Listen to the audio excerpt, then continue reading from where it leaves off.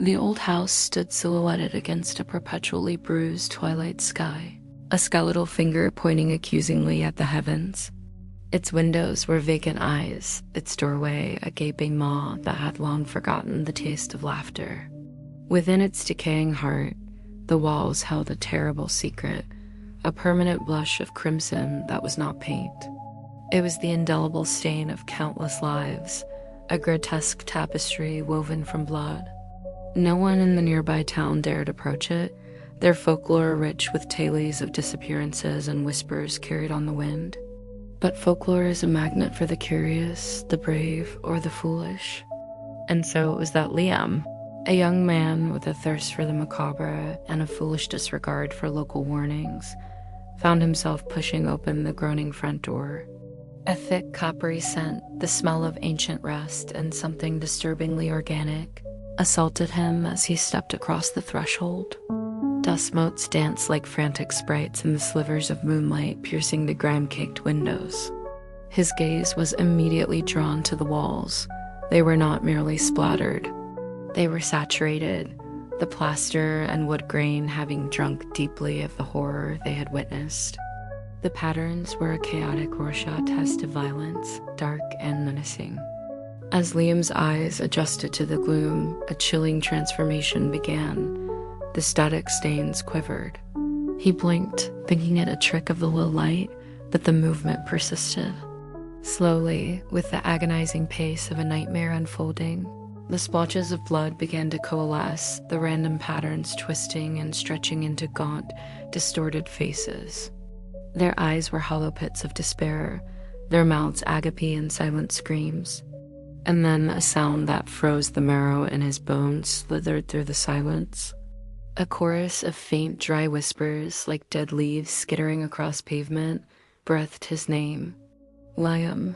A primal fear, cold and sharp, lanced through him, but his morbid fascination was stronger. He had to see more, he had to understand. He pushed deeper into the house, his footsteps echoing like heartbeats in the oppressive silence. He moved down a long, narrow hallway, the bloodstained walls his only companions. Here, the phenomena grew more intense. The dried, crusty blood began to liquefy. Dark, viscous droplets started to seep from the plaster, tracing slow, deliberate paths downward. They gathered at the base of the walls, pooling on the floorboards before beginning to flow.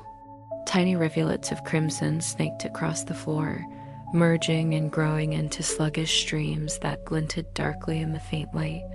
The whispering grew louder, more insistent, the spectral faces in the walls now writhing as if in agony, their silent screams almost audible. "Liam, join us." He stared, mesmerized by the horrifying beauty of it, until the surface of the largest blood pool rippled.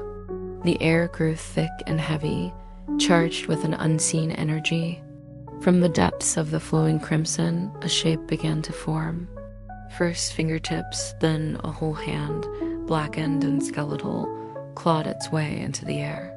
It was followed by another, and then another, a forest of grasping limbs erupting from the sanguine streams. They were not aiming for him, not yet.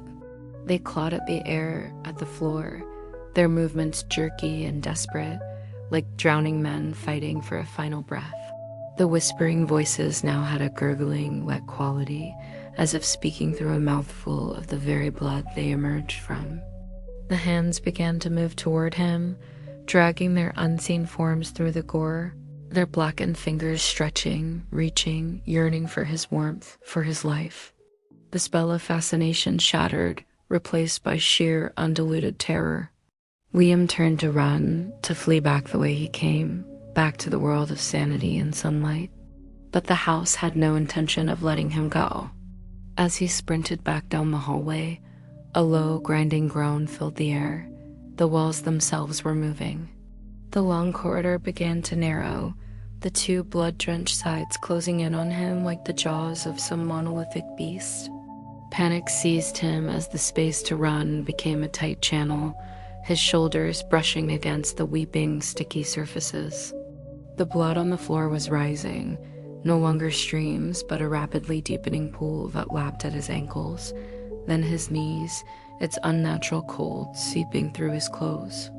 The blackened hands were everywhere now, surging from the rising tide, their cold, hard grips finding purchase on his legs, his arms, his waist. He fought, kicking and struggling, but it was like fighting the tide itself. The hands were impossibly strong, their grip like iron bands. They pulled him down into the surging, suffocating morass of blood. The whispering voices were a roar in his ears, a cacophony of spectral hunger. "One of us, Liam." The walls pressed in, leaving no room for escape, their surfaces now completely fluid, a churning vortex of crimson and despair. The rising blood reached his chest, his neck.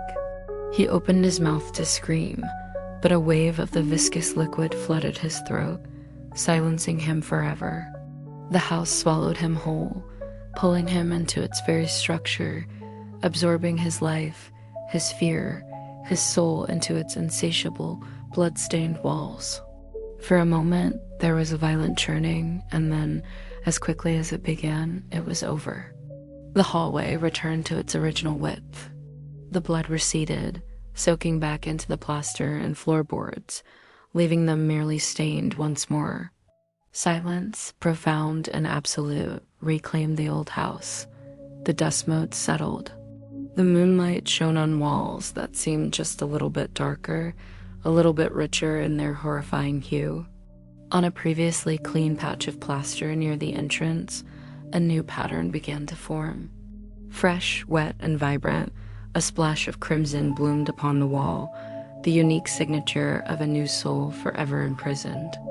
The house was quiet again, waiting patiently for the next curious soul to be drawn in by its dark and bloody mystery.